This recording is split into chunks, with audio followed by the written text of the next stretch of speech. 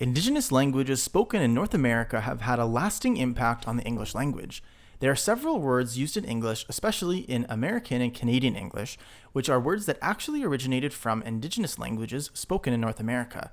Let's have a look at 10 common words.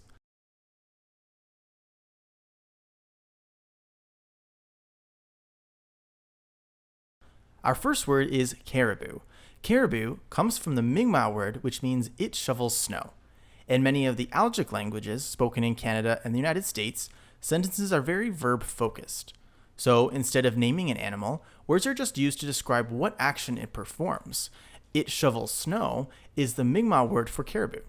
This word actually entered into French first, who have had strong historical ties with the Mi'kmaq, and then English borrowed it from French. Next is caucus. The word caucus comes from the Powhatan language meaning advisor. The Powhatan language is now extinct, but it was spoken by Anishinaabe peoples, whose traditional territory is now Maryland and Virginia in the United States. Number 3. The word moose, an animal which is so often associated with Canada, comes from the Eastern Algonquian languages, and it means it strips. Just like the word caribou, the name of the animal describes what it does, since moose strip their antlers every year. For this reason, English doesn't have a plural form of the word moose, since moose actually comes from a verb. Because English speakers settled all throughout the traditional territory of various Eastern Algonquian languages, like the Massachusetts, the Narragansett, the Penobscot, and the Abenaki, it's possible that the word entered into English in different places throughout North America by many different indigenous groups using their own version of the word to describe the animal. Number 4. Pecan. Pecan comes from several Algic languages, just like moose, so it's unclear which specific language it came from, but we do know that it came from one or many languages in the Algic language family. Pecan means hard nut. Our next one is raccoon, which also comes from the now extinct language Powhatan, formerly spoken around Maryland and Virginia in the United States. Raccoon meant he scratches with his hands, which makes sense since such a defining characteristic of the raccoon is their human-like hands. Number 6 is skunk.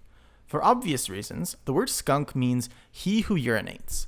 The word skunk comes from an Eastern Algonquian language which is most likely Abenaki, a severely endangered language spoken around southern Quebec and northern New York on the American-Canadian border.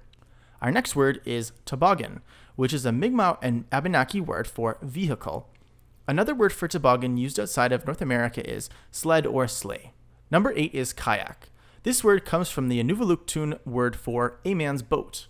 Inuvialuktun is spoken in northern Canada by the Inuit in the territory of Nunavut and the Northwest Territories.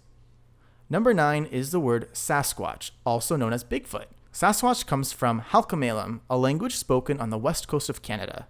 Halkomelem has a few hundred speakers, although there are almost 20,000 Halkomelem people in the region. The Halkomelem people have a legend about Sasquatch, which is how the word entered into English. Next, the word squash. Prior to the arrival of Europeans in North America, the word squash did exist in English. However, only in the meaning to squish something. The word squash, referring to the vegetables, came from the Narragansett word for squash. The word was actually brought into English originally as akuta squash, but was eventually shortened to the word squash. Finally, the hairstyle, the Mohawk, was popularized because it was a common hairstyle of the Mohawk people who live in Quebec, Ontario, and New York. In Mohawk language, Mohawk people are not called Mohawk. In reality, the word for themselves is Ganyegehaga. The word for Mohawk comes from the Narragansett word meaning man-eaters, which entered into Dutch and then into English. The Narragansett gave this name to the Mohawk because they were fierce warriors. The Anishinaabe, or Algonquin nations, like the Narragansett, were historically enemies of many Haudenosaunee or Iroquoian nations, like the Mohawk. They likely referred to them in a negative light for that reason, so it is unknown if they did truly practice cannibalism. With a lot of these words, it makes sense that English borrowed from indigenous languages. A lot of these animals and objects were historically only found in the Americas. Some of these objects may have existed in other parts of the world, but perhaps played a more important part in daily life. And for that reason, the indigenous word might have become more prominent. Make sure you're subscribed to my channel with the notifications turned on to be notified of the next episode in the series.